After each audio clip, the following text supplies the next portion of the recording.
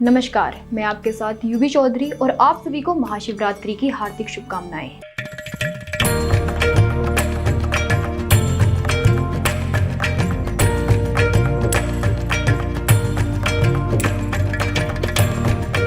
वैसे तो हिंदू धर्म में हर माह मासिक शिवरात्रि मनाई जाती है, लेकिन फाल्गुन माह में आने वाली महाशिवरात्रि का खास महत्व होता है।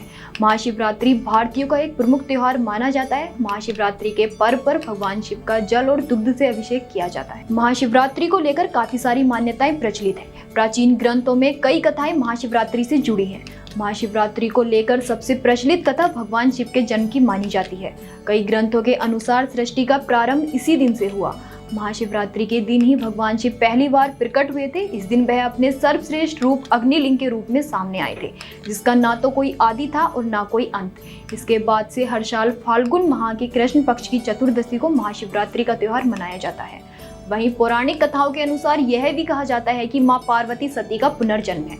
मां पार्वती शिव जी को पति के रूप में प्राप्त करना चाहती थी, जिसके लिए उन्होंने शिव जी को अपना बनाने के लिए कई प्रयत्न किए थे और शिव जी को मोह लिया था, और इसी दिन शिव जी और मां पार्वती का विवाह हुआ था। इसके साथ ही समुद्र मंथन कथा प्रचलित है। माना जाता है कि समुद्र मंथन अमर अमृत का उत्पादन करने के लिए निश्चित था, लेकिन इसके साथ ही हलाहल नामक विष भी पैदा हुआ था। हलाहल विष में ब्रह्मांड को नष्ट करने की क्षमता थी और इसीलिए केवल भगवान शिव इसे नष्ट कर सकते थे।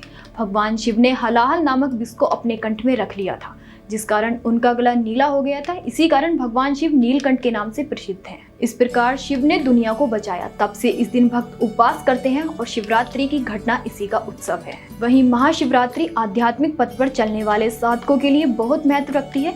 यह उनके लिए भी बहुत महत्वपूर्ण है जो पारिवारिक परिस्थितियों में है और संसार की महत्वाकांक्षाओं में मग्न है। पारिवारिक परिस्थितियों में मग्न लोग महाशिवरात्रि को शिव के विवाह के उत्सव में मनाते हैं। सांसारिक महत्वाकांक्षाओं में मग्न लोग महाशिवरात्रि को शिव के द्वारा अपने शत्रुओं पर विजय पाने के दिवस के रूप में मनाते हैं।